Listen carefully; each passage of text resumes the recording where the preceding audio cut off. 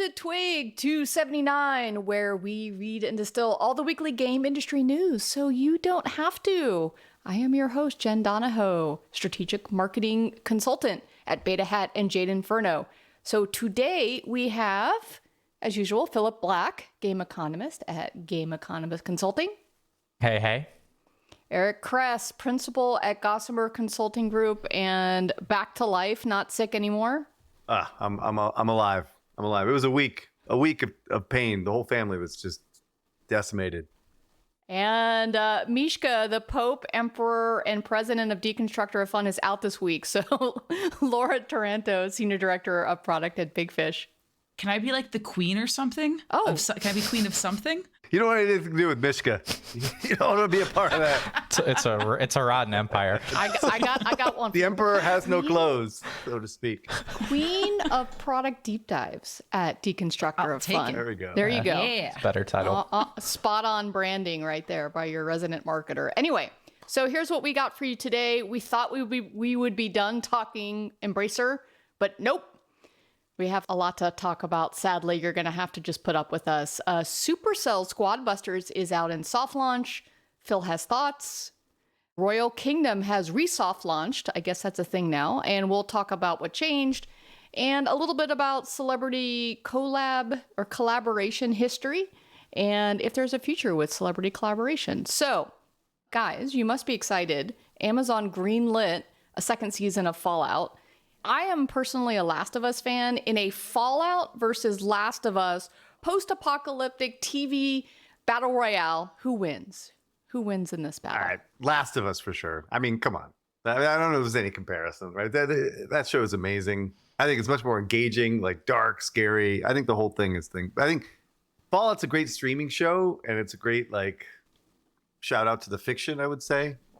I think someone said this last week, but it should have been released over a period of time. It should not have been just dumped on us, right? I think it would have gotten a lot more bang for its buck and have a much more longer term impact if they had like extended it over a month or so. But they're both great. The fact that these adaptations of games are good is great for gaming and this whole transmedia muckety muck baloney, right? I mean, yeah. No, it's not. But like, okay, again, like we said last week, like Fallout, the game is not going to be out for another fucking 8-10 years. So exactly, how does this help, right? I agree with you there. I have been in my feed. People have been telling me Fallout is better than Last of Us, and I think they have radiation poisoning. Like, what on earth could beat Last of Us? Phil, what are your thoughts? I don't know. Whichever one makes the most money. And right now, Fallout has so many more monetizable elements. It's hard to monetize Last of Us. It's such as like a serious drama. An IP is way better. You can multi-franchise, multiple series in development at once. Deeper pockets. I'm on Team Fallout. Okay. Oh, all right. Okay. All right. So Good point. I hear you there. So, Phil, why don't you shill for us? I think you've got a couple things. Yes. So Brett Novak, friend of the podcast, and also the owner of Liquid and Grit, and I are doing a monthly economic roundtable. We had like a little bit of fun a couple of months ago when we did it. And so we've decided to make it a regular thing, reach out to him for an invite. And also we're going to be talking about Marvel Snap. And I'm going to be responding, I guess, to Eric, your podcast that you have with Matt. There's a lot of claims flying around when you guys were talking about how aggressive they're willing to be when it comes to monetization. I still find them lacking quite a bit. They haven't solved a lot of their card distribution problems. They said they were fearless in their ability to monetize, but like they removed loot boxes from the game and soft launch. There's just a lot that game is trying to figure out right now, and it deserves a deeper dive. And I'm happy to do it tomorrow. So reach out to Brett for more info. But this was my point on the podcast, right? I mean, that was my criticism to him. I called him out on it. I'm like, dude, this game was not aggressive enough of monetization, right? Oh, I totally agree. I think his answers weren't satisfactory, though. I think they don't match the evidence. Like, they pulled back from loot boxes. That's a clear Reddit retraction. This arm was here, and the other arm was here, and that's exactly what he could say. You know what I'm saying? Now that we're on YouTube, I'm using visuals. Like, you want to see the fucking shit? Come on YouTube, right? Anyway, yeah, no. I mean, I want to just put him over the coals on this shit, right? Because you're right. This game was like a huge missed opportunity, like in the most extreme way. And yeah, it's because they have the mentality of Blizzard, right? They have that kind of like Well, they don't know usage. free to play. They don't know free to play. They don't. And there was a GDC talk that's kind of gone under the radar by one of their senior directors of product about how to design a CCG without loot boxes. And just to be clear, like Marvel Snap does have loot boxes. They just call them different things and they give them out in collection level. But like that talk has kind of gone under the radar and I think deserves more conversation. And I haven't seen it myself. I'm hopping into it tonight, but I know that's hopefully going to address some of the things that we'll be talking about tomorrow. So I'm happy to bring insights from that talk too. And also on a personal level, a shout out to Brett. I went out to watch his son play basketball, and his son is like this little tiny skinny kid. But dude, the kid shoots like Curry. I mean, it's unbelievable. Like the skills that these kids have at these levels. He's like a 5th grader, okay? And like he's really, really into it. He wears the bandana. He's got the whole thing going, right? And the kid can just shoot. This is how bored I am this weekend. My kid doesn't have any basketball. I'm going out to see other parents' kids' basketball games. But no, I wanted to hang out with Brett. Anyway, shout out to Brett and his son. Well, I'm going to keep the Brett train going because I actually recorded a Liquid and Grit roundtable last week. So we covered App Store featuring UA Creative fail ads, the Clash Royale chess.com collaboration. So the link is posted in the Deconstructor Fund promotions tab. I can, rebump that up as well, or reach out to Brett Nowak, and it's Nowak. He is in the channel, obviously on LinkedIn as well. So the final shill is, I wish Misko was here so I could give him some shit in all of the best ways about his most recent interview that just launched. So he was promoting it on LinkedIn, and he leads it into the promotion with this. For over a decade, I believe that product comes before marketing. I was wrong. What? Where is he? This is what he says. Why does he never say this on the podcast? He has to go meet with this actually, really well-known agency called Bond. The whole episode is about how they rebranded Merge Gardens. So rebranding is a little bit of a misnomer. I think they did a lot of the character updates, the setting, and while sometimes that can transition into the marketing assets, they kind of rebranded the inside of the game, and they drove a lot of success with that. So external agencies can actually help some game teams, and he talks a little bit about how Supercell actually used a lot of agencies like this on the side, quietly on the side for over a decade. So good podcast to go check out. So no corrections. Well, Is actually, this right? there are some corrections on this whole Andreessen thing. I don't know exactly what it is yet. So I'm going to find out later today because someone reached out and said, hey, dude, you don't know what the fuck you're talking about what with Andreessen. I don't think it's actually going to make Andreessen look any better. I think it's going to make them look worse. I imagine it has something to do with the fact that the money that they're suggesting that they have, they don't have, and that they may actually not have that kind of money yet. But Okay. I did get a message literally an hour after the podcast dropped from Andreessen saying, tell me what you really think. It's like, well, I mean, but no real retort on what I was saying, but more like, Jesus, dude, why don't you call me before you rip us a new one, right? I'm actually out next week because I'm at Epic, but I will be back the following week, and hopefully I can give you guys some kind of correction on my nonsense about. Okay. I didn't think you ripped them, but I think you qualified some of the things that you said. You're like, I might be over my skis on this. But so, yeah, let's talk about that. It's interesting. They have an A16Z podcast where Andrew Chen, who leads games, interviewed, Andreessen Horowitz, and they talked about this investment, the 600 million that they're putting in the games and what they're really thinking about the intersection of games and technology. So it was kind of interesting just to hear kind of their perspective on what they want to do and where they're focusing on that. It's the speedrun thing that I'm just curious about, especially because people keep asking me of, what the value is of that. Again, okay. Anybody that's been doing venture capital for a long period of time, and I just listened to another podcast with some OGs, they're just like, these funds are ridiculous in size. Like these don't meet, this is not a venture capital fund anymore. That's the whole main point of this is there's so much supply of funds for this that they are making investments that are not venture anymore, right? So that's the main kind of theme that I'm hearing out there. Maybe we should have a guest Yeah, we Somebody should. who is an expert. Okay, let's do that. Let's schedule that. All right. Going into quick hits from an overall standpoint. So there's a new article about Apple Arcade in The Guardian today. Today is Wednesday, by the way, April 24th. But to spare you hearing about Embracer and Apple Arcade for the 10th time from us, I'm just going to post the link in the channel. You can kind of go in. It's Apple's team defending a lot of their strategy and talking about how they're seeing success. So nobody say anything. We're going to just move on. All right. So this is kind of an interesting topic, and I debated on bringing it up, but the reason why I want to bring it up is because I think that we have a lot of founders here who have to do employment contracts. So in the US, the Federal Trade Commission issued a rule to promote competition by banning non-competes nationwide, protecting the fundamental freedom of workers to change jobs, increasing innovation, and fostering new business formation. So there are a couple of states in the US, California being one of them, where California actually doesn't uphold non-competes anyway, but all of the companies that are here do it. So Just this morning, basically, the U.S. Chamber of Commerce and business groups filed another lawsuit seeking to block the ban on non-competes. So this is kicking off a huge legal battle between two different groups of constituents. And I will say this is our friends in Canada at the Great White North, they actually legitimately enforce non-compete agreements. As far as I understand it, this was a huge issue for some of the Ubisoft guys over the years in terms of their capability of moving from one place to another. I don't know if that's still the case, but they enforced it. At least in California, it was never enforceable, right? yeah.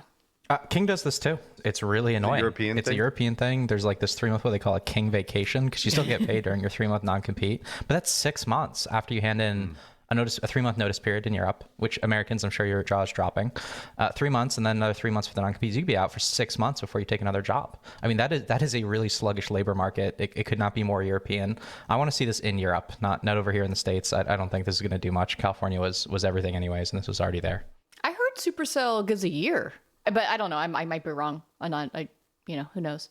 But I think when I read into this a little bit, what I didn't realize is that if you make a salary over $151,000, the non-competes, they don't apply. So the idea is that the lower level folks should not be held to a non-compete because they should be able to go freely. But if you're an executive and you have the resources to negotiate your contract, you're going to be held to that, except obviously in California where it doesn't matter. And so I was like, well, that's a little bit unfair. 151,000 in California is kind of like director level, senior manager level jobs. Like when the government does these things, it doesn't often make a ton of sense, but I think they're taking a step in the right direction. All right, moving on, more government stuff. It's going to be the government episode for the US.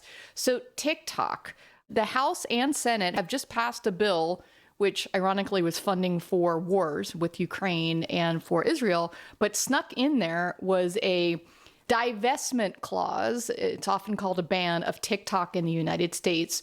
So the language is that the Chinese government will have to let TikTok be sold in, 200 something days, under a year, or it will be banned from the US app stores. Kress, did I get that right? I think so. And my understanding is that ByteDance, the Chinese company, is not willing to do that. So this, in essence, could be a ban on TikTok. I'm not crying. It's a big deal. Oh, yeah. I'm not losing any sleep over it, but I know that it's not a very popular idea. So we'll see. We'll see. And again, over skis, right? I don't know. Who knows where the wind's going to blow on this politically? And it's very political, so you don't really know what the ultimate thing is going to be. Maybe the Chinese decide that it's okay in some way, depending on the structure. But the people that I was talking to at GDC were basically, there's just no way that TikTok will ever do that. We'll keep an eye on that. Biden is expected to sign that into law this week, so the clock will start ticking. Also, that was a good one. The clock will start tick-tocking. Yeah, that was a good pun. There we Yeah, that go. was You good. I finally give a pun that you approve of. Oh my god! You didn't do it intentionally, unfortunately. Oh, that's true. Oh, that's true. You hate when I do it intentionally. Okay. I've been chatting with Matt Piscatella from Circana/NPD. So he was really generous. He's like, do you guys have any questions for us? And I threw him like 10 things. And so the one that he gave us some data was Helldivers 2. I was curious how this was doing on an engagement standpoint. All his data is US only, but I'm just always curious to know, especially for these PC console folks, what's going on. He says that it's not growing in terms of DAU in the US, but it's holding pretty well. Steam is still seeing above 13% of DAU compared to around 4% of PS5 actives. So this has been pretty steady for over a month.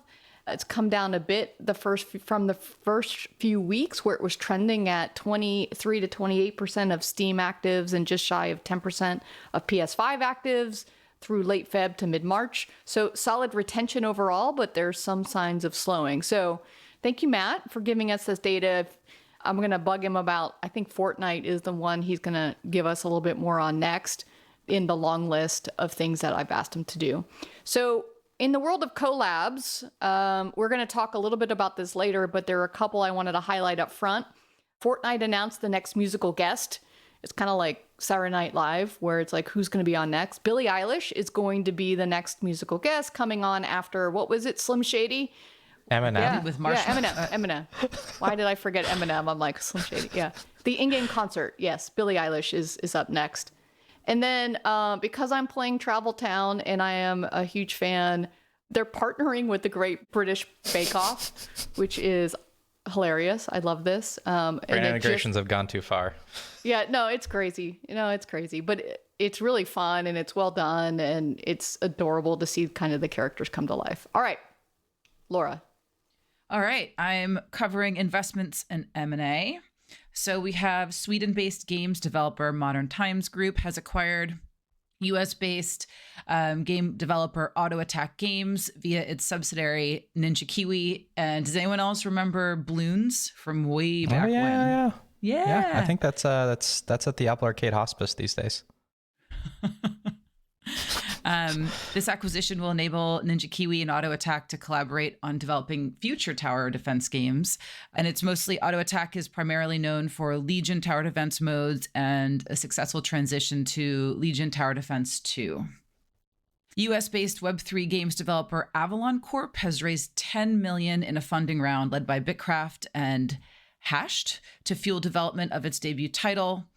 AI-supported UGC MMORPG Avalon, which aims to unite Web 2 and Web 3 gaming aspects. They previously raised $13 million back in February 2023. I kind of put this in because it had so many acronyms, and I was like, oh, they're covering all the bases. There. The world's first VR NFTs right on their website. VR, NFT, Web 2, Web 3. Blockchain, AI, UGC. Bingo! Was this really all in one press release? Dude, Bitcraft is working fucking overtime right now, man. Jesus Christ. Holy crap. I haven't even heard of these guys. I'll have to look into this amazing game that's going to bring all these things together. They didn't say transmedia, though. So. Oh, that's next. That's that. That's I the mean, you next have round. to hold some powder dry for your next press release. That's correct. What could go wrong?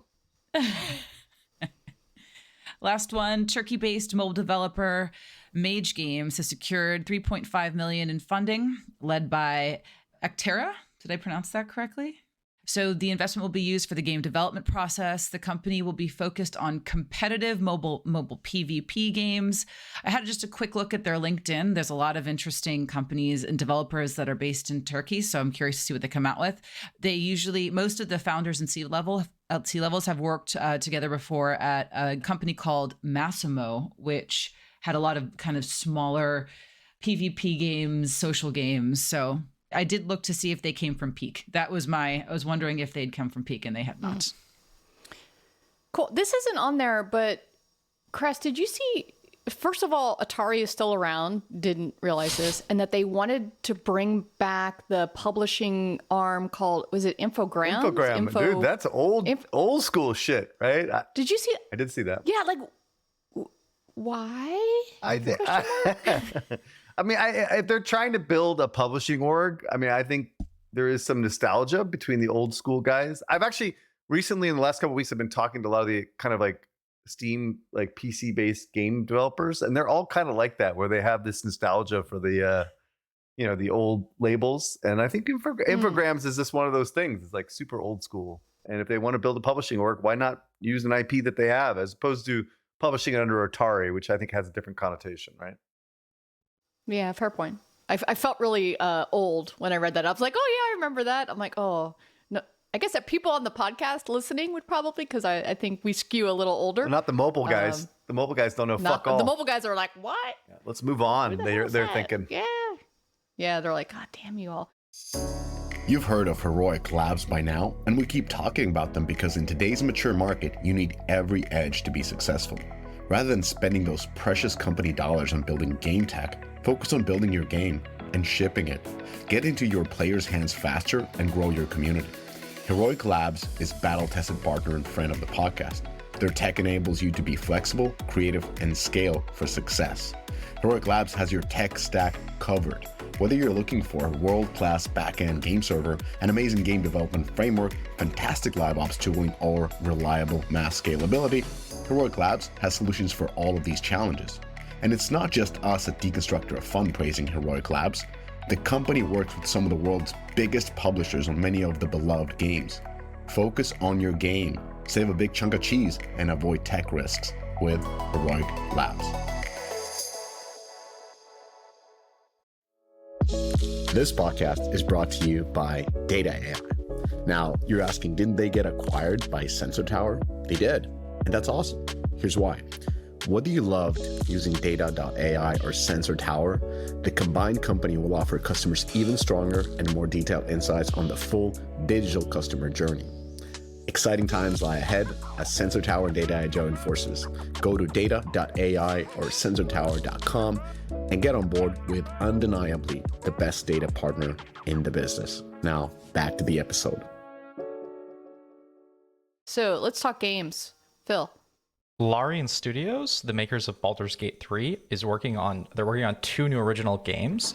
And the studio founder said in a note that this is an exciting opportunity to develop our own IPs. I think they have 2 new projects and couldn't be more excited about what's in store. So I guess don't look at a lot of DLC support for Baldur's Gate 3. Neil Long of Mobile Gamer Biz reports that Apple-approved game emulator Delta hits 3 million downloads in 4 days. This looks like a Game Boy. When you've seen screenshots of it, you can load ROMs. It's clearly a violation of a million different IP laws, but like this could not be easier if you're Nintendo. Build that and sell it. Just let me buy the old games. Like this could not be easier. Just put a Game Boy on the damn phone. Like it's consistent with your principle. Oh, frustrating. Just have them go in and they could own this market. BuildBox 4 launches with no-code AI game generation creation engine. That's from VentureBeat. A lot of no-code AI UGC tools. An update on some of the titles we've been covering. AFK Journey appears to have stabilized. On a daily basis, it's looking at around 500,000 users, and it's doing around 600,000 per day on 70K downloads. So we could be looking at maybe $200 million, $250 million run rate. If you think about the PCQ and the web stores, let's see if it continues to hold. All of the metrics seem to be steady, so it looks like it could have really found a steady state. Warzone, still not looking the greatest. It is stabilizing a little bit. Revenue's still pretty weak relative to downloads and relative to active users. I think this could be maybe a 50 million a year product. It doesn't look that ambitious in terms of what it can do in terms of growth. I mean, they're always going to tell you that like you could transfer your cosmetics from the HD version. So it's tricky to attribute revenue to the SKU because you could be getting a purchase on the PC and it could be driven by mobile player. At least that's the executive PowerPoint. That's theory. exactly what what they're going to say in the press release too. Like I can already see it being written. Incremental revenue, I'll guarantee you their game economist team has not looked at that metric. Another Monopoly Go update, there's softness in weekly active users. It's down from a peak of 8 million in September 2023 to 6 million as recently as last week. That's a 25% decline. Downloads are softening. We go from 1 million a week right now, and it's down from a high of 2.5 million in September. Revenue still growing though. Still reaching some ambitious heights. So it looks like they're stacking customers. They're going through a bunch of downloads. They're acquiring customers. They're sticking to the game. Are they stacking customers or stacking spend? Well, if they're stacking customers, I think that will lead to increases in revenue. I think that's why we've seen revenue grow, is that the percentage of players who have purchased at some point prior or during that week, I think that number is growing.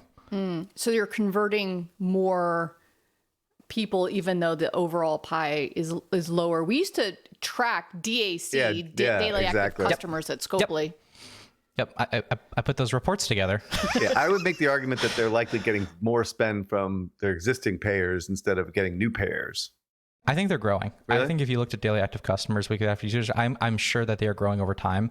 And like those are the people that are likely to convert when you run sales, when you run live ops events. But you just said that they're down growing. 25% from an MAU perspective. Weekly. And a weekly active user, but that's different than customer. Customers are stickier than users by a long shot. I see. They have much higher retention rates. Oh, okay, So those can be okay. I see growing. what you're saying. They're customer. Yeah, Okay, yeah. I got it. Even though the pie is lower on the audience coming in, they're converting more. I wouldn't even say spenders. that. You can just hold that constant. Like the absolute number of daily active customers are increasing in the game as they continue to just churn through downloads because their retention rates are so high for customers. Okay. All right. It will Okay. peak at some point for you'll sure, allow but it? I think it's still I'll growing. allow it for now. I will allow it for now. Okay. But Okay, we can debate this in the future. Thank God Fallout numbers have peaked on Steam. They're finally on the decline. We're done hearing these press releases about like another metric out. It's finally over. I do think like there's still some shrapnel we should sort through in terms about whether or not this stuff makes sense and under what conditions it makes sense. Like I think you were alluding to, Jen, last week. Like there's timing. There's timing that matters here. I mean, this is the whole idea of like a movie game, but the constraints are costly. So those are trade-offs. I definitely think we should talk about that in the future because I don't think these are not done. We're going to see more and more of these articles come out. Yeah. Every time there's a transmedia project. I got a lot of folks supporting me in the argument that I had with you all at the beginning. It's actually just our banter. We were arguing and you guys were shitting on transmedia. And I was saying, well, it's a long-term play. It's a franchise plan. It's a brand building activity. It's multiple lines of business, how you extend your IP into various sections. That's where you can really win. And they're like, well, you kind of said it, Jen, but you didn't play into it. So maybe we do have a transmedia section where we go into it. Funny enough, Barry Dorff from Hasbro just announced that they just did a deal for Clue, and Clue is coming out on a TV show and a movie, which it's not necessarily video game transmedia, but you know, from a licensing perspective. And God, do you guys remember the original Clue? I said, how many endings are you gonna have in the TV show and the movie? Anyone remember that movie had like 3 endings when you guys were like 5 years old? and no one's copied it because it gets you repeat goings. I want to see every ending. You know, multiply ticket times the number of endings. Yeah. Mass Effect could have learned something. Yeah, there's a lot of good things to do with franchise extension. Perhaps the brand. Maybe we need to rebrand transmedia and call it franchise planning or franchise management, where content happens to be a pillar in the overall approach to how you develop your franchise. Because transmedia, I think with you all, has a bad taste in your mouth, and maybe I just need to rebrand that. I don't think that's how it works. That's called window dressing. That's why. So rebranding is what you would call window like that. That's when we change the wording of something to make you think differently about the same thing. Yeah, no, I know your bag of tricks. So my objection to transmedia, generally speaking, is that to think that one team can do it all. That's my biggest problem with transmedia. Agreed. The fact that Ubisoft thinks that their fucking Assassin's Creed team can make a game, make a mobile game, make a movie, make a TV series is just bullshit. Is absolute bullshit. That's why it drives me insane if you see a VC pitch or a company pitch talking about transmedia. You can't do it all. The skill set of making a game is different from making a movie, is different from making a TV show, is different from making a mobile game, right? AAA and mobile. So that's what bothers me about it. It's because the word is just used in that way so flippantly. On the flip side, like clearly we're seeing evidence of transmedia things working in the marketplace, but they're being done by distinct groups of people at the most asinine times, right? Like, Fallout show coming out without a game coming out in like 20 years from now is like ridiculous. Like that's not a transmedia strategy. That is just a brand strategy. So I kind of actually appreciate the fact that you can, rename it, and that makes it make more sense to me. So I don't know, that's kind of my. You are absolutely correct. So let me be like 100% clear on why Last of Us worked. So the creative director of the game went and found an absolute genius TV show creative director. He did Chernobyl. If you didn't see Chernobyl on HBO, just great fantastic show. The creative director of the show, and I'm sorry I'm forgetting their names, he was a fan of the game. So you had the game the game creative director, who's a fan of the guy who made this other great show, and vice versa, they went and they mind melded, to use a Star Trek term, and made a fantastic piece of creative for TV, because the game guy let the TV guy take the reins and do what needs to be done for the medium of television.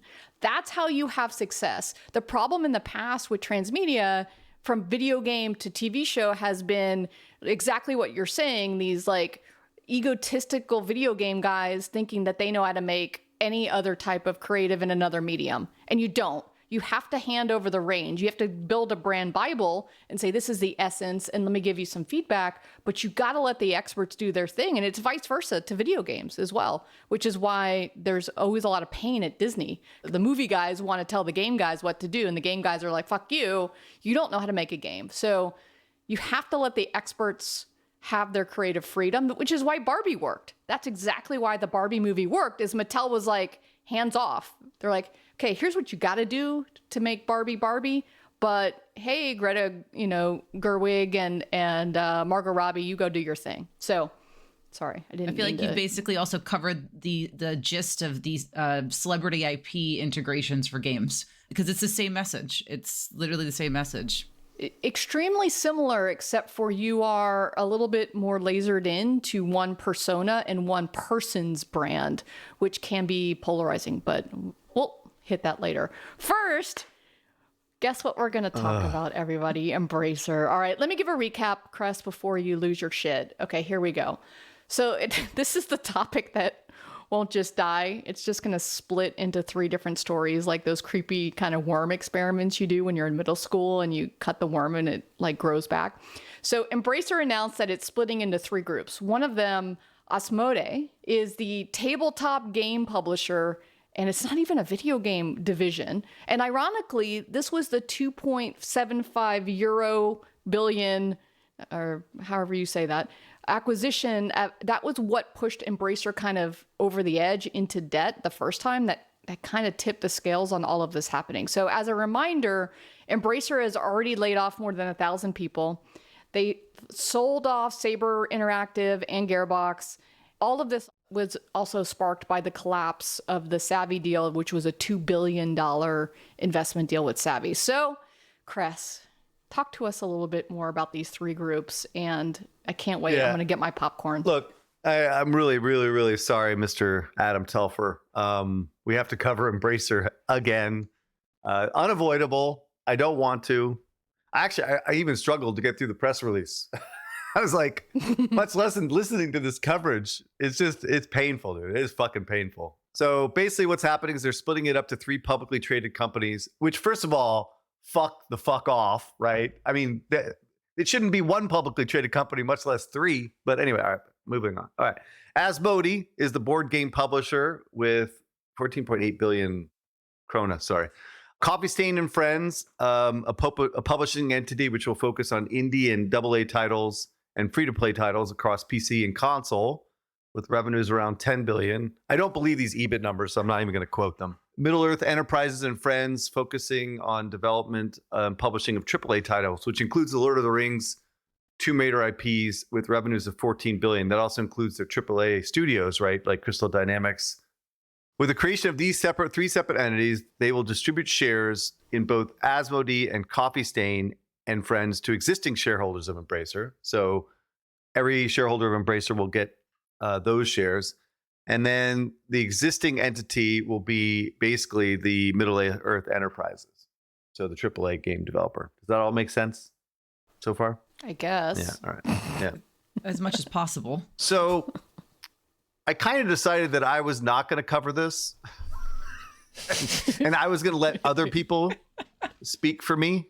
There's only so much I can like pat myself on the back about being right about this that I could do without sounding like an asshole, which I am an asshole, I know. But the one insight that I will use before I go to others on the internet is that by separating Asmodee, they were able to actually secure another fucking round of financing of 900 million euro to pay down their existing debt. And this is likely impossible under the combined entity because they're not fucking profitable, right? So because Asmodee in a standalone is profitable, it makes it easier for them to raise this level of debt. And the other thing is that this removes, in theory, the debt or the majority of the debt from the other two groups and puts it all under Asmodee, which is the only really predictably profitable business, although a business that doesn't grow at all, but they sell fucking board games, right? So it's like a 20% margin business, something around those lines, right?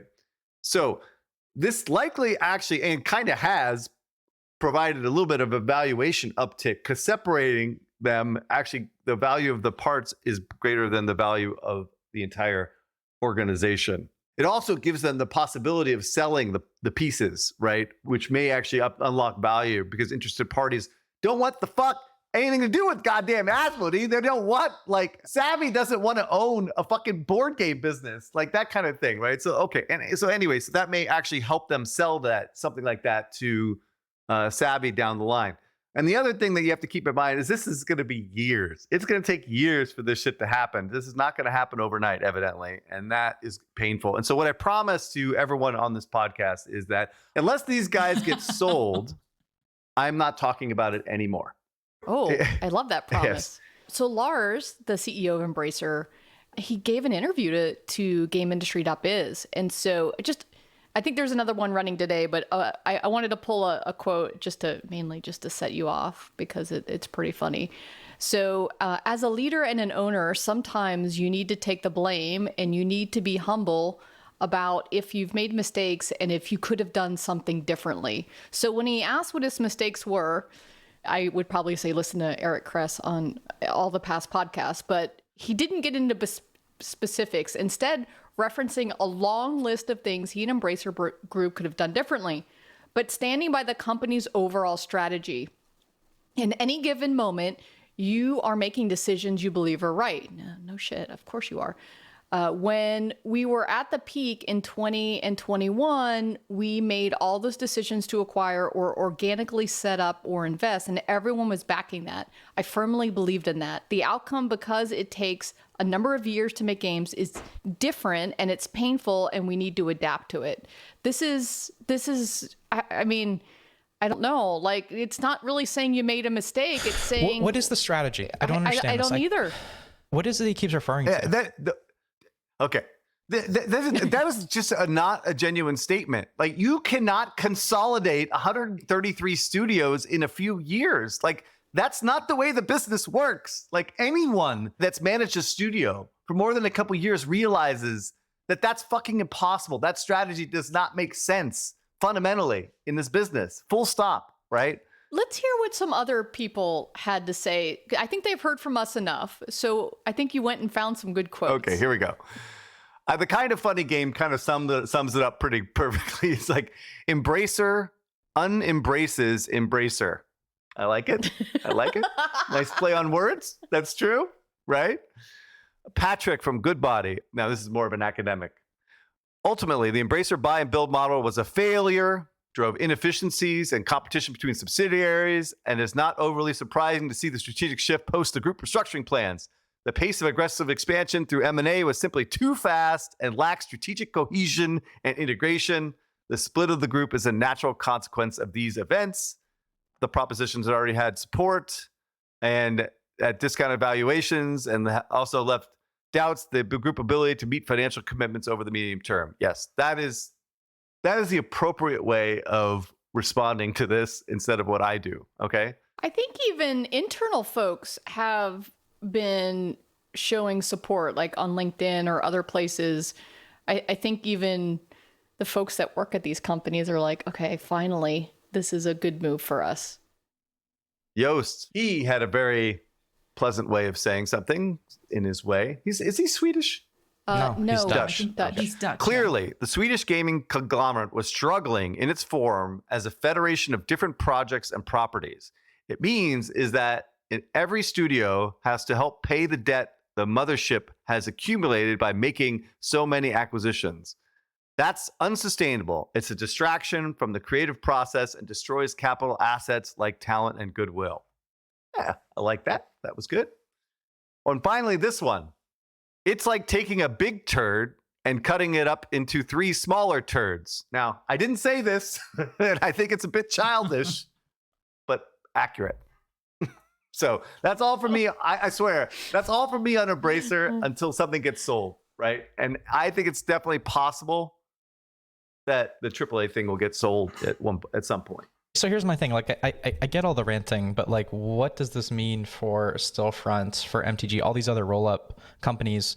What is the strategy? What was the thesis here to begin with? Like, everyone has referred to like Lars's thesis, and that he's focused on the mission. I just don't understand what any of that is besides just dribble. What is the mission? Why do these things work? I don't get it. Are they just arbitraging stuff? Like, what was the strategy to begin with? Is that what they say it is? I always go back to the Jurassic Park quote. I don't even know if it's actually that relevant here, but I'm going to say it again. People were too focused on whether they could versus whether they should, you know? So when you have unlimited funds and unlimited money to do whatever the fuck you wanted to, it was like money was like coming off of trees, then these type of things make sense because you could just, it's like a Ponzi. It's like you just keep buying, growing until everyone realizes that you can't actually grow organically. That's the whole point of this type of exercise, is to get a bunch of assets and grow organically. But that's fucking impossible when you're trying to manage 133 fucking studios. You know, it's impossible, right, to do that. So the problem with Stillfront and Embracer has always been the fact that they have no central publishing, no central tech. The problem is, I believe in the city-state model, but the state has to have the capability of publishing and managing and getting projects out on time. You need that infrastructure to help support that. And then, amen. Yes. And then you start buying shit that's completely out of scope, like Lord of the Rings and Asmodee, which never fucking made sense from the get-go, which I've talked about on the podcast a million times. And you're paying extraordinary prices. The valuations just went absolutely apeshit above what anybody else would pay. And so, anyway, ultimately, it just collapses upon itself when the money's not free anymore. So does that mean Stillfront's out the door then? Yes. Is that what you'd predict as well? Look, and MTG? I don't know much about MTG. Stillfront, I think, was a little bit more selective and a little bit smarter about how they invested. But still, they bought teams that were not capable of building products. That's why they haven't grown organically forever, right? So I think there's still a problem. I think the second question is, why does it work for acquisitions for big publishers like EA? You know, I mean, you could say that EA is a collection of acquisitions. It's because they buy these acquisitions and integrate them over long periods of time. Like when we bought Maxis back in the day, it took like 4 or 5 years to get a fucking game out of these guys. You know, SimCity was the first game, and then The Sims really started taking off, right? Or DICE, it took forever. I mean, we got that thing for Steel. Like I think it was a couple $100 million, and that thing took forever to get them. And then DreamWorks was Medal of Honor. Like, and then there's a ton of failures too. But like, yeah, it takes time to integrate these studios. It takes time to get them kind of on track, making shit and building organic growth. Yeah, I plus one that. I lived through a lot of the EA city-state model, and I think that the challenge they had here is like, hey, we're going to collect a bunch of these like star athletes and put them on a team and just let them go and we're going to win. Well, you can't actually do that. You'll have a failure of a team unless you build a training facility and hire fancy chefs and get them all fancy coaches and build the support infrastructure to kind of make that work. So it looks like the companies that, failed to create this, aren't able to set up that central service. And love it or hate it, this is what EA has always done really well. And this is the 2Ks, the companies that bring everyone in, set up the central service, set up central publishing.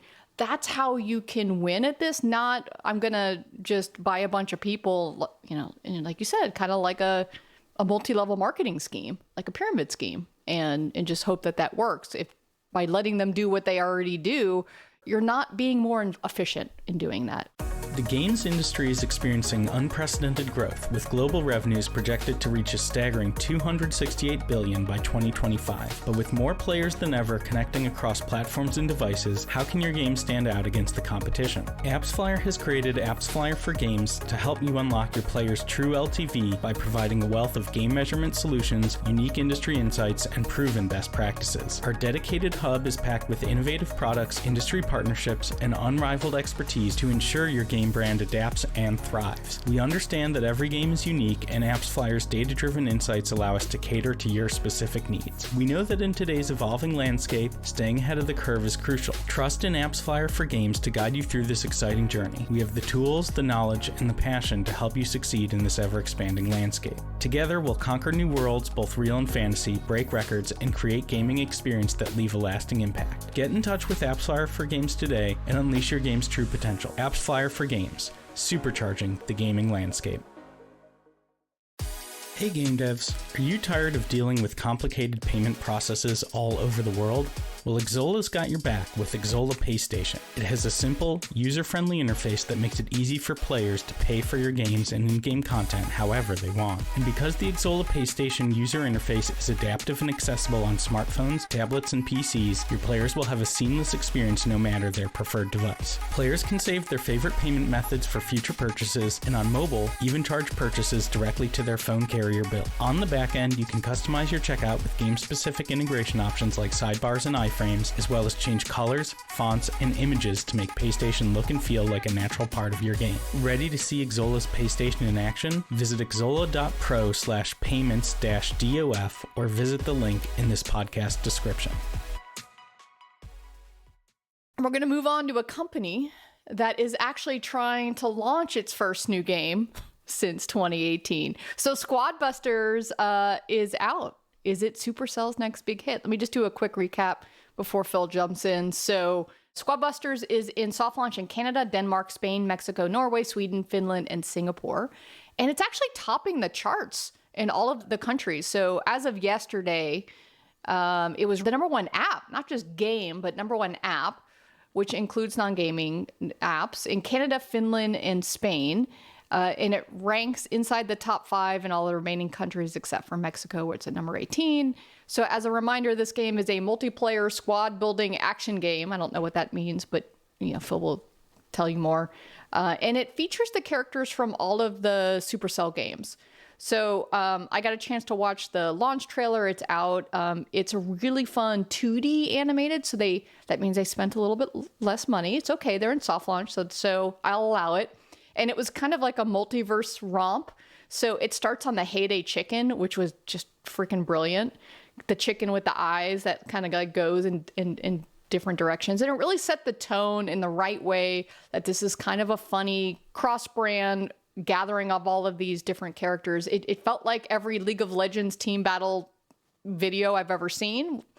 Characters that don't look like they should be teaming up, and then they battle another group of characters that looks like them.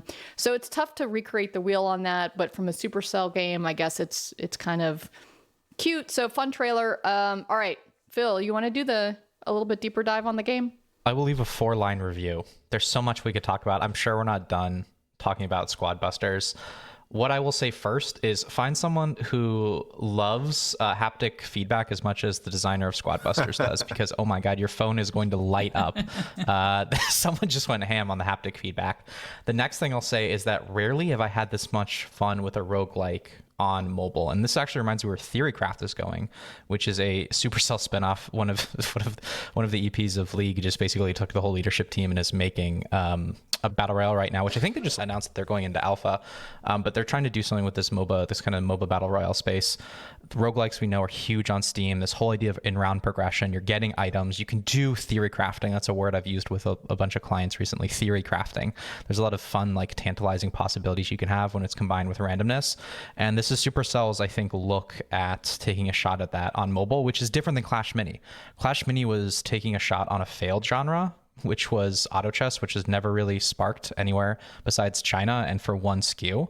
Underlords, which was the Valve equivalent, never really sparked in China. So like, hey, let's go back to the Supercell thesis of like taking popular mechanics and refining them. The next thing I'll say is that the win condition needs work. I think this game still has like a lot to go in terms of development. I heard that this was the one that was farthest along. I think Ilka had mentioned that once. I really did not think that was the case playing through this. I actually think this is going to take quite a bit of time to get to global, but there's so much to optimize here. There's such a vast design space in what they've created. And the last thing I'll say is like Supercell just has like a best in class creative. Always. It is amazing to me how every time I pick up a Supercell product, there's a certain guarantee of quality, and that hasn't gone away, as they've scaled. The soundtrack is different. The announcer is incredible. The gem collection sounds, chest upgrades. It is so much fun just to like touch a Supercell product, and that's never gone away. And I'm just super happy to see that here. Certainly not the last time we'll cover Squad Busters. Hopefully we can do a deeper dive. But there's something here. But I to be honest with you, I wasn't as convinced as I thought it would be. With all the internal hype around this product. But I think there's so much to optimize, and this team's gonna have an absolute blast doing it. Laura, thoughts? It's not in a country where I can download the game. So I was watching the video. I need to wait to play it. All I can see is watch streamers try to play it, and it's not the same as playing it yourself. It looks very similar to the beta though. So release in Australia, Supercell, release in Australia. You have to set up an account in Canada or something like that. Oh, I need a bank account, a Canadian bank account. Yeah. I watched a bunch of streamers playing, and it is difficult to understand when you watching someone else, because you have a character and you collect your squad, right? You collect these characters that become your little army that run around you. And when you watch that on a screen, it is very difficult. I don't even know how, if I was controlling it, how I know which one is me and my squad of, I guess you're in the middle of this circle that moves around. And Phil, by the way, Fight for the Golden Spatula, which is TFT in China, is a top 10 revenue driving SKU even today. So don't forget that. Yep. But you are right. From an auto chess standpoint, it's a one and done. Highlander, the one to rule them all, is now basically TFT in China. All right. Anything else on Squad Busters before we move on? Laura's going to take us through what Dreams Royal Kingdom is doing in their new soft launch update. Since we're doing the video now, I was going to try a screen share so you can see the game. Let's do it. Okay. I hope this doesn't fall flat on its face, but let's give it a go. Fun. I'll give some context first, and then I'll get really excited talking about it. So Dream Games, that we all know and love for Royal Match, they released an update to Royal Kingdom, which is what I have showing. And I have to say, what it did include a full reset of all progress from version 1 of the game. So I did receive some rewards to ease the blow, but I lost all my progress from the first version of Royal Kingdom. There are only 100 levels. I almost threw my phone against the wall yesterday because I was like, I'm going to get as far as I can. And then I got stopped at 101 and thrown to the Champions Arena, which is their end of content. I mean, looking at it, if you played the pre-version, it looks almost the same. Now, what's different there's 3 things that I found that are different. They changed the social aspect of the basically what the previous are the social attack levels, and they basically changed the look and feel. They removed the aspect of you're attacking your friends or another player, and they put in basically an NPC. So now you are attacking an NPC, and on top of that, they changed a little bit of the gameplay where it's not just you're attacking the castles, you actually have obstacles in these levels. So they think of like an obstacle that you find in your level.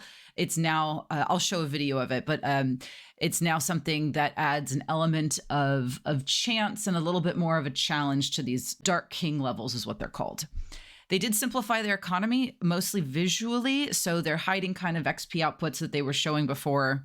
And they definitely are reducing some of the rewards over playtime. So potions, which you can see in the upper right-hand corner, that's your renovation resource. And the previous version of the game tied it, I believe, to win streak. And so if you had a win streak, you would be earning more potions, progressing faster through the game. That seems to have been removed.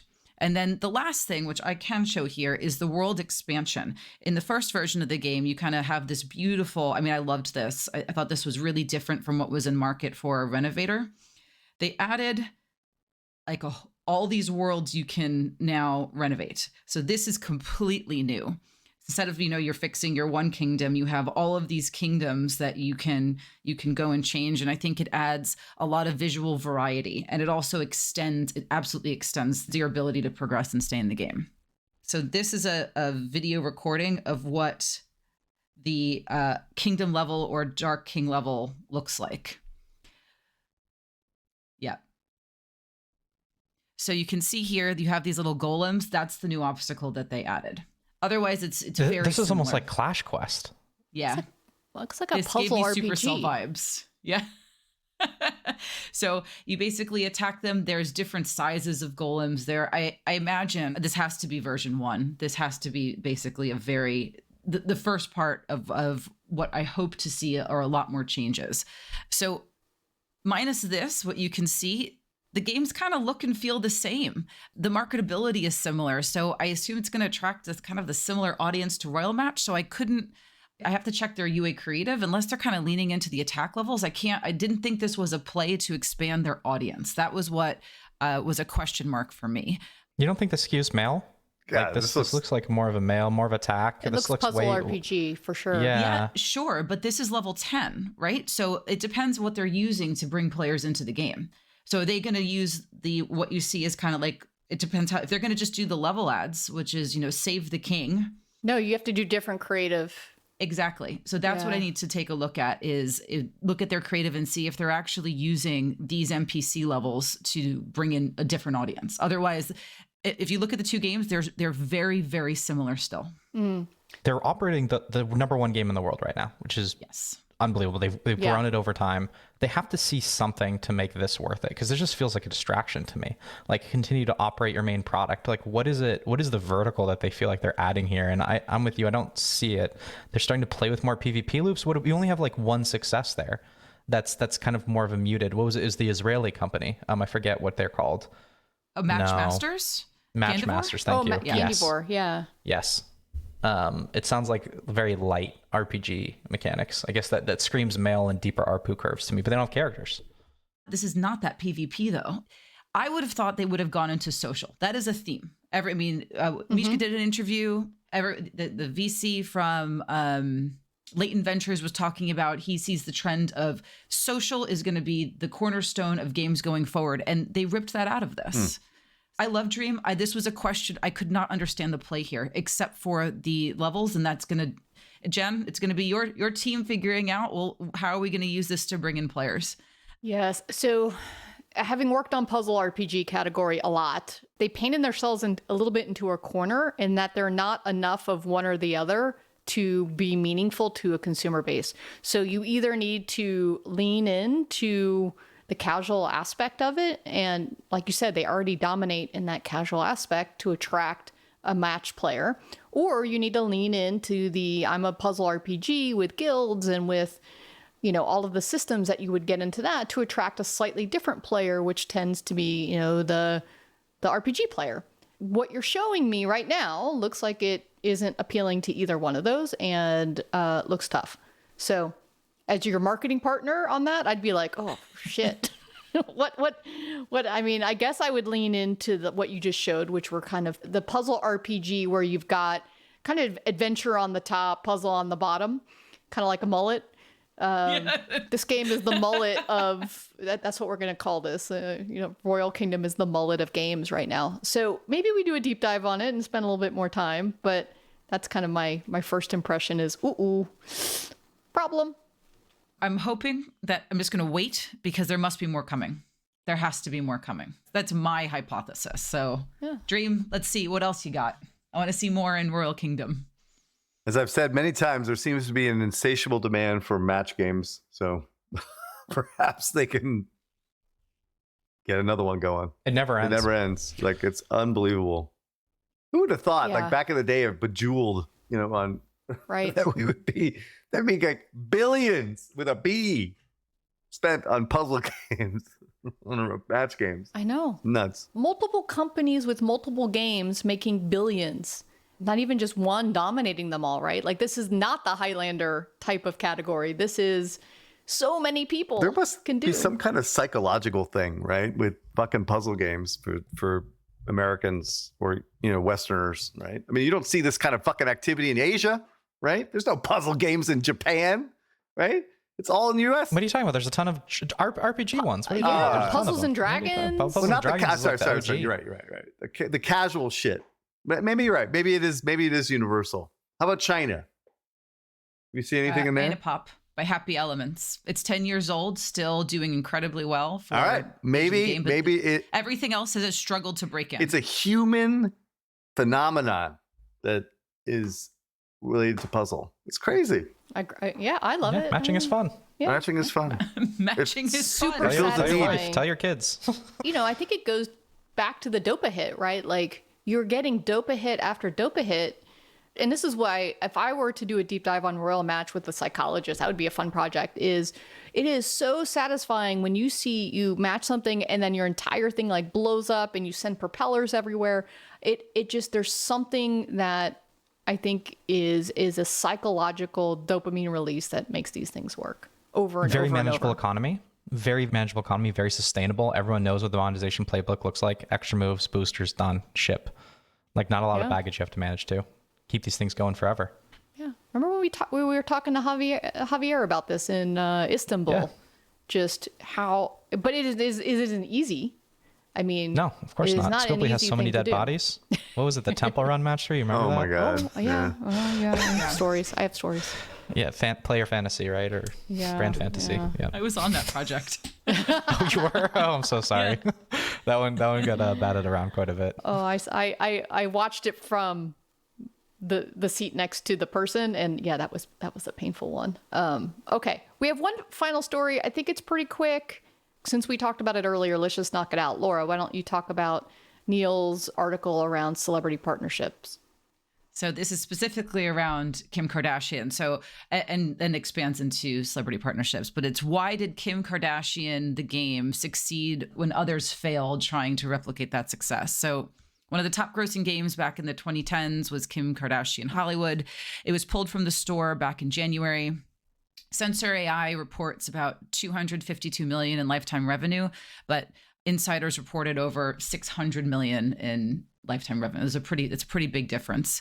Just a quick refresher. So Blammo Games made Stardom Hollywood in a publisher deal with Glue. So they wanted to beef up organics to a game that was already showing probably pretty sticky, some pretty good KPIs. So they decided to add an IP, and who better than Kim Kardashian? It was re-released then as a year later with Kim as the star character. Now, she got very involved. I think that is one of the key takeaways from this. She did voice recordings. She gave ideas on story. And then she allowed the game to follow her real life. So if Kim was jet setting off to, Paris Fashion Week, they would match that in the game. It was very much a partnership. So Kim's social media had like full support of this game. So she was also using all of her channels to promote it. And this is what the question of the article is celebrities were like, ooh, that sounds great. I want lots of money. So Taylor Swift, Britney Spears, Katy Perry, Jason Statham. He had his own mobile game? No, he did not. What did he do? Shoot people? It was not a fashion game. What the fuck it was this? a shooter. It was a shooter. Oh my God. All right. Even Kanye wanted to get in on the action, but none of this really materialized or saw the same success. And Damasi is a couple ideas on why. So he cites lacks the rest of the celebrities kind of lacked the personal touch. It sounded like in Taylor Swift's example, she had her managers and agents kind of dealing with the game teams, whereas Kim was full on involved. There was one also story about how Nicki Minaj didn't want to put anything there was like some drama that she didn't want replicated in the game, but that was in the news. That's how you get people excited about this. And as I read this article, my first question was, Jen, has this wave of celebrity partnerships has passed, or are studios picking the wrong celebrities? So what do you think? We are in a different world. And I think we covered when Kim Kardashian went away. So if EA bought Glue, and then sadly, if your game ends up at EA Mobile, the chance of it dying is higher than it was if it was not at EA Mobile, sadly. I know that they have new leadership on that team, and I really hope that they can find a way to make some of these Pepe. I know Kress has given me We like Pepe contests. Yeah, Pepe's He's a great. former Scopely guy. Yeah. I just wish EA would figure out how to give it some sort of priority. What do you want to say, Kress? I know you want to say something. Your face is, if you're watching on video, you would see. Every single piece of evidence is showing that EA is doing the exact opposite of what you're suggesting, right? So it's like, I am saying I wish they would. yeah, but I they wish. aren't. Hope is not a method. Wishing is not going to make it true. Like mobile is dead at EA, basically, is what's happened, right? And they're going to focus on fucking FIFA, and they're going to focus on, I don't know, that's it. Madden. Like, dude, it's over, right? I mean, anybody from EA, come call me and tell me how I am wrong on this. Like, it's insane. Absolutely insane. Like, insane, like what's going on over there. And it breaks my heart because there are still so many people there that are great people that have been there a long time, that know how this works, could actually do something, but it's just not prioritized. And I wish it was. So I say all this to say that EA let Kim Kardashian's game die. And that makes me incredibly sad because this was the shining light of celebrity integrations. I don't think you can have a singular game with a singular celebrity anymore. We have moved on to collaborations. So if you think about, remember when we were Kress and I, when we were kids, there were only like a handful of TV stations, and then there was cable, and now you have hundreds of stations, and now there's TikTok, and people aren't even watching cable anymore. So the same thing has happened with the idea of celebrities in games, where Kim, the reason why this game was so successful is, like you said, it's the integration with her life. It was the integration with her social. She organically promoted this game and she was actively involved in it. And that's what made it work. So in today's world, it just doesn't happen like that anymore. And people's attention is across so many different things. There is not one person you can go to and get that broad audience like you could with Kim Kardashian. So collaborations inside of games with events is the way to go. In fact, I think Nicki Minaj even did a Call of Duty collaboration. I think she was running around with a pink gun and a pink outfit. That's the future. Brands and celebrities are doing limited time events where everyone can participate for a limited time and still get a revenue bump, but it doesn't have to be a dedicated game. And you see that with the Island of Misfit Toys of all the past examples that you gave. So my verdict is no more individual games. I mean, the only one who could probably pull it off would be Taylor Swift. What they did in the past was like it like wasn't her music. It was like a really poorly done. It didn't live up to the fantasy of Taylor Swift. So it was like, I'm going to like be on her social media, not I'm in her life seeing all the drama of how she writes songs and I'm not a Swiftie, I have to admit, but what I hear from Swifties is it is about how she authentically tells the story of her feelings that touches every person at the core emotional experience. And if that was a game, which I don't really think it is, that's why I'm like, if the only one who could be it would be her, but I don't even think that's her. I don't think you can do that with any singular celebrity anymore. So please, game teams, go do limited time events all day long. Do that. Don't make a dedicated game with a singular celebrity. That's my verdict. I'm done. All right. We're going to wrap it up here. Thanks for the extra long episode. No more Embracer talk for a while. And see you next week. You did it. You made it to the end of the episode. As a fan of the show, it would help us out if you subscribe and leave us a review on the podcast service of your choice. More importantly, are you a member of the Deconstructor of Fun Slack group? If you have 5 years or more of games industry experience, go to deconstructoroffun.com/Slack and apply to join. Join the games industry's best professional community filled with peers always willing to lend a hand. Or subscribe to our newsletter to get all the latest insights from the Deconstructor of Fun content creators. Thanks for listening.